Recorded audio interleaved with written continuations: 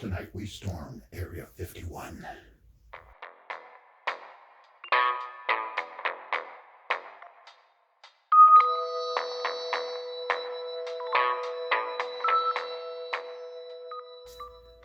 Ladies and gentlemen, boys and girls, aliens of all ages, you are here for the next exciting episode of Jack of Models. My name is Jack, because, it's Jack of Models.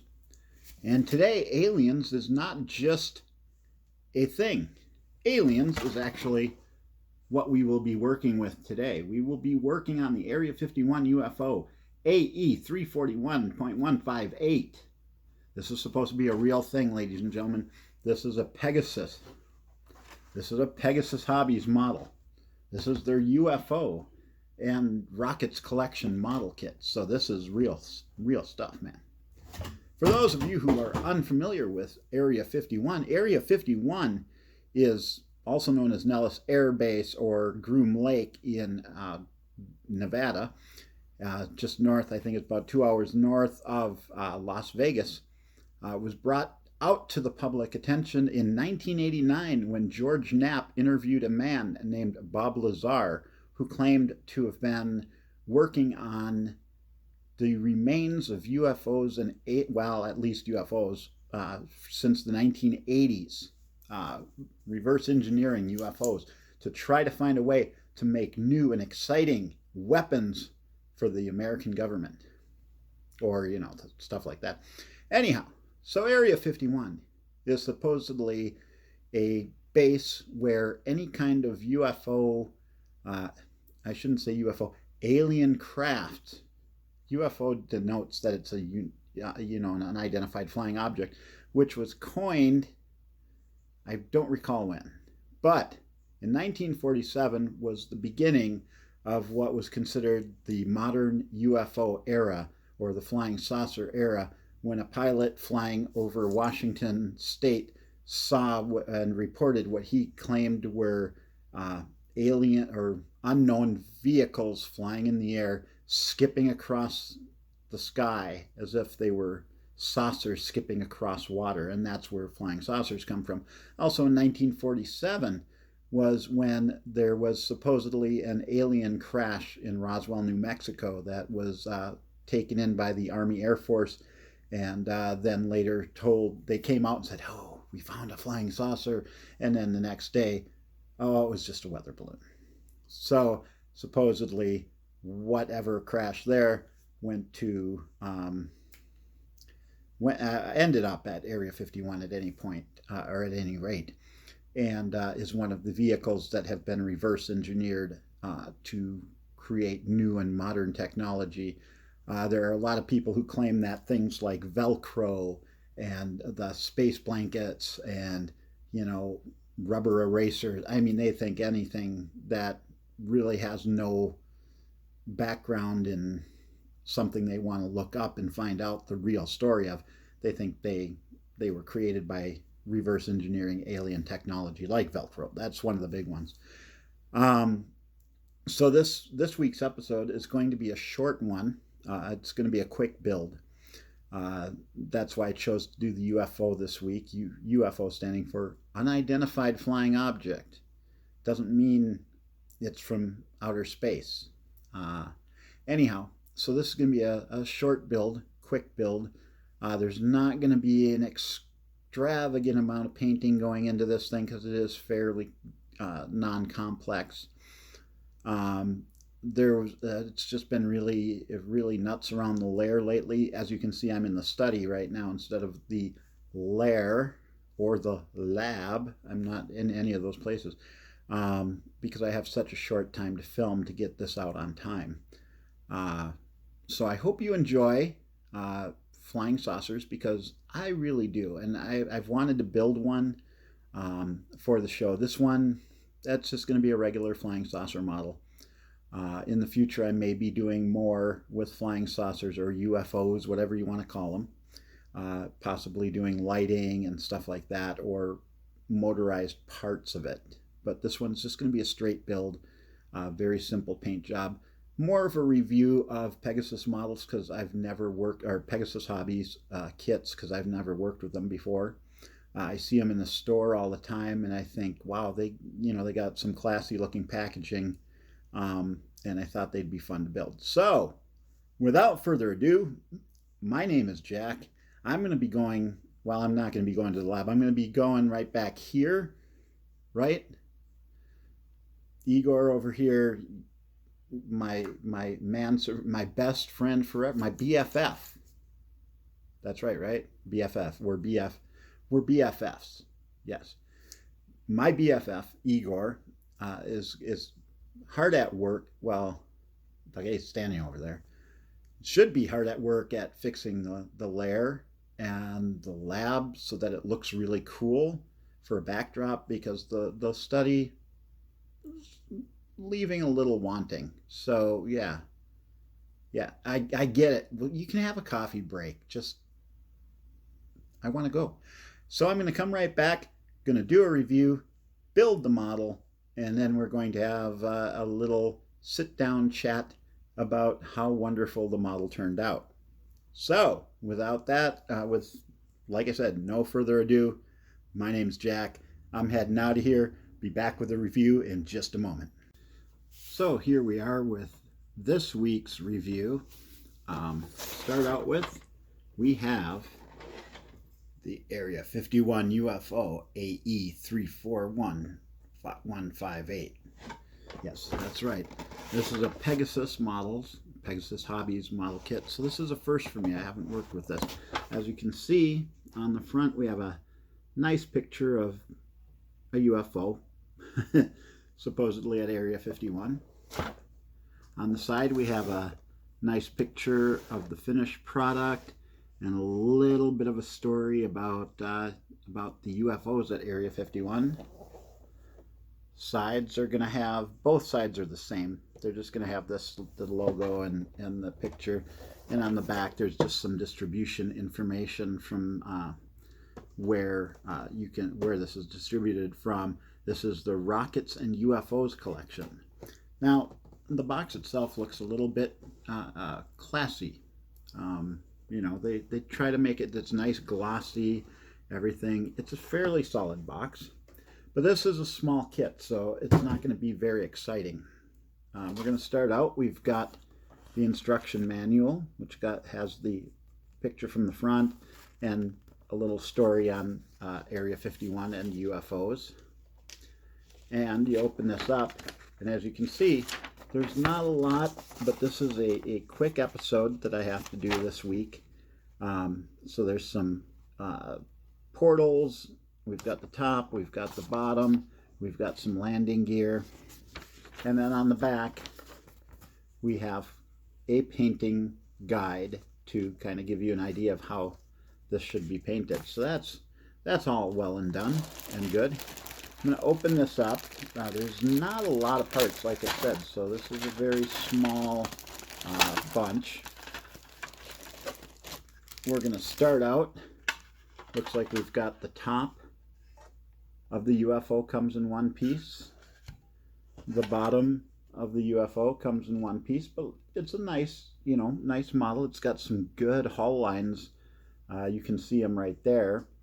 And places for the landing gear, which I imagine can be built either up or down. And then, of course, the landing gear. We've got 4 landing gear pads, and we've got landing gear doors. So we've got 8 landing gear doors to open up for the 4 landing gear, which will go around the bottom of the saucer. And finally, we have got transparent green for the upper window. The windows around the exterior of the saucer, and that's pretty much it. It's a very simple kit. So what I'm going to do is I'm going to take these and I'm going to spray it down with some primer. You get a little better look at some of the details on these landing gear. They're kind of cool. Like I said, there's some cool detail. I love this little iris thing on the bottom of the saucer. So I will go and prime these up, and then I will be back. Okay, the paint has dried, and we've got a nice gray coat. And you know, I think I'm going to keep it with the gray. I might do some little washing to bring out the panel lines a little more. But the upper stage is fairly simple. As you can see, I started putting in the glass just to see how it would work. You know, and realistically, I don't even need nippers today, because all this stuff goes on the inside. And as you can see, the burrs are going to be on the inside. So I'm going to make it as simple as possible. You just put it in there. There's two little posts, and you pop it on in. Boom. You've got a nice looking clear, transparent. And what's neat about these is on the outside, they're shiny, but on the inside, I don't know if you can make it out, but it's kind of a matte finish. So it's going to, if you do go put a light in here, like I say, paint the inside black, put in an LED in the center, and it's going to light up all these windows. And as I said, I mean, that's as simple as can be. You can put all the windows in one at a time. And then there's the dome piece that will come next. Make sure you put them in right, because they do curve underneath rather than over. But yeah, they're just going to snap right in. The top and the bottom of the saucer will snap together, which is nice if you want to build it, and then if you decide later you want to put lights into it, you can put lights into it. And again, all the glass just pops in, and then you've got the final piece. So you can see it's shiny on the outside, but on the inside it's not. It's really kind of cool. So if you put that light in there, it's going to diffuse it just enough so that you can't tell there's a light. And this simply sets in, and there are holes to line up, and you press it on down. Now if you want, obviously, you can go ahead and take your Gorilla Glue and glue these in so they're not going to come out any way, shape, or form. But these feel like they snap in pretty well. Now, the bottom, as you can see, there are posts, and there are posts on the inside, and you just line those up like so.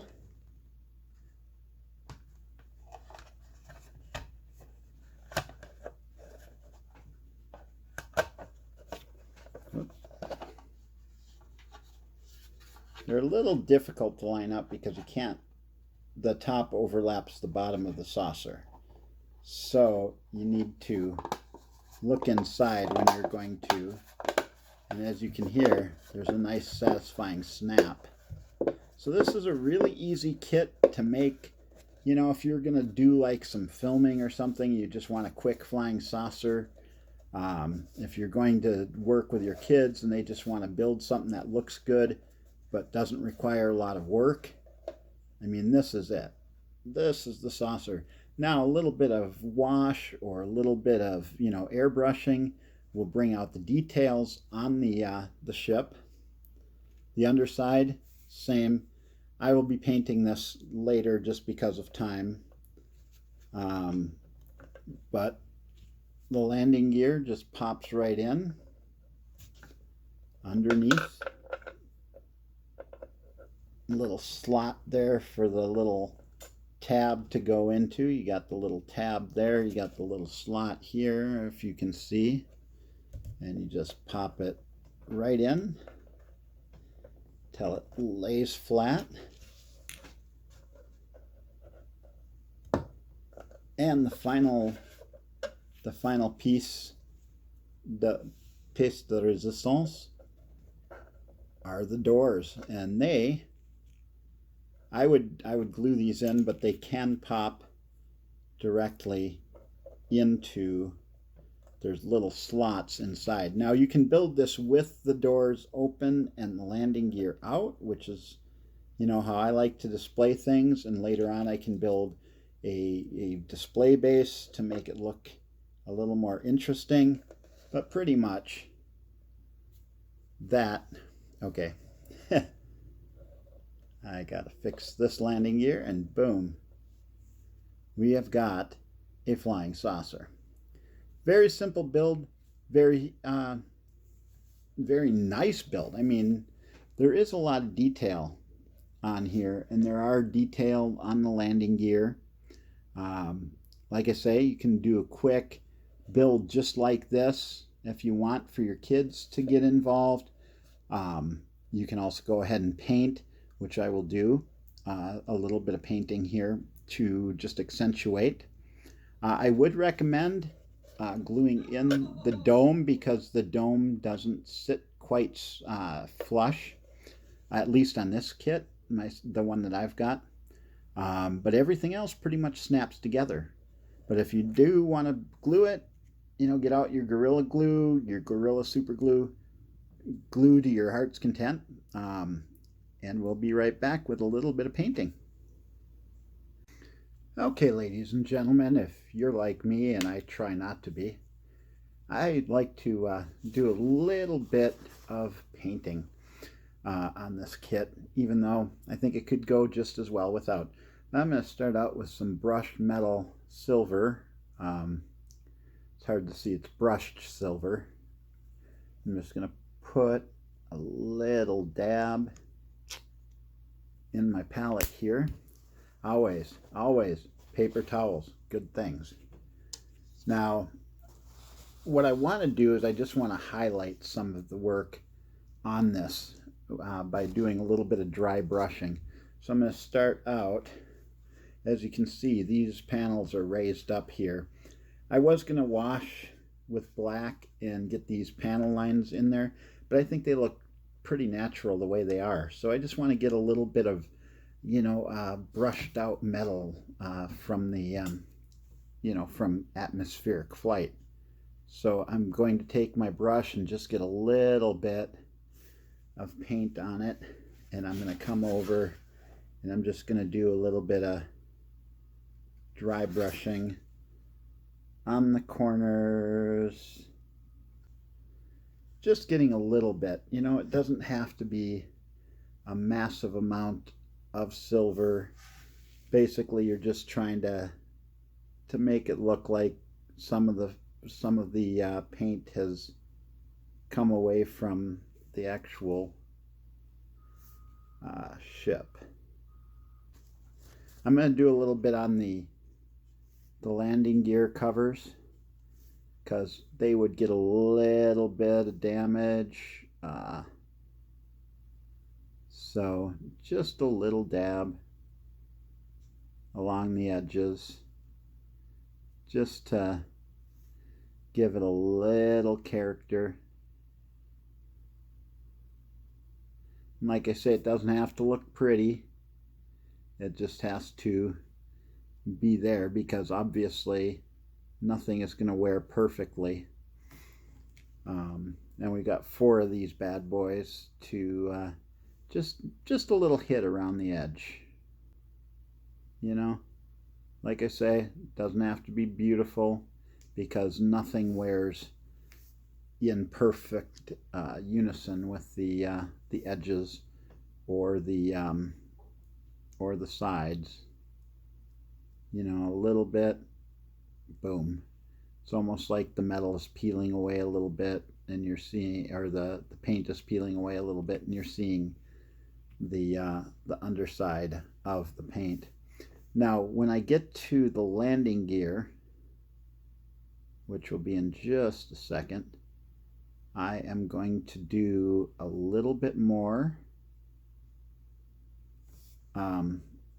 full coverage, because what I'm going to do is this part here is going to stand out as being silver rather than gray like the rest of the landing gear. And then I'm going to put some black on the pads of the landing gear. Now we've got it. So we've got a little bit up top, and once you stick this part together, it's going to stay pretty well. So this is the final option We've got a little bit of damage to it from atmospheric flight. We've got the landing gear done, and I'm just going to paint the black on the skids.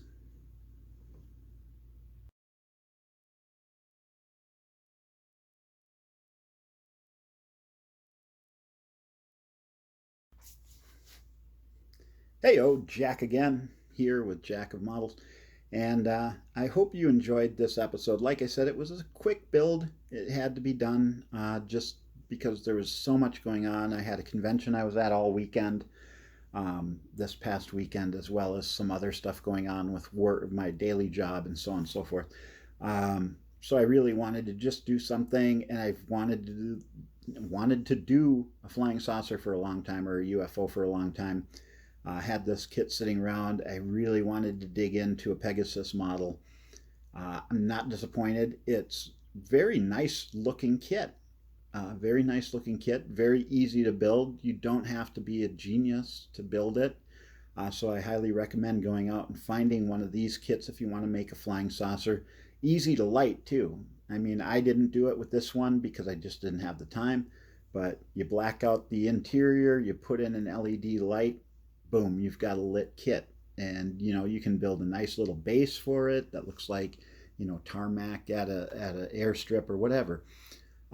Once again, just didn't have the time to do much more than build the kit and give a nice review to this wonderful wonderful kit. I mean, it's stuck together. It went together quickly, easily, looked good. Even without doing anything other than gluing the pieces together, you've got a nice looking kit. I give a thumbs up to Pegasus for that because they really could make it more complex, which would have been fun. But, when you're in a rush, you want a nice looking kit. This is also a good kit to start with your kids. If you want to do a glue together kit with your kids, they're going to get a nice looking end result whether you paint it or not. Even just a simple dusting of the primer, because the primer made it just look just right. Or if you want to go deeper and follow the painting guide and paint. But that's up to you. And I think it's a fun way to bring the science fiction, fantasy, alien invasion thing to your front room. So thanks again for watching. My name is Jack. I really appreciate each and every one of you watching my shows. I really like to hear the comments because I've had some really nice comments from some really great people. I'd also like it if you could look down below and there is a subscribe button. If you could do that, if you could hit the like button, if you could share this with your friends, or at least share the channel with your friends with some of the earlier episodes, I would be mucho apreciado of that. Also look below. I will have a link to purchasing this specific model kit that you can go directly to Amazon and pick it up. And that helps out the channel, and I really appreciate any help that we get. You guys stay cool, have fun, enjoy model building, enjoy making a world that doesn't exist with stuff like this, because I know I enjoy doing it myself. So this is Jack. I am signing out.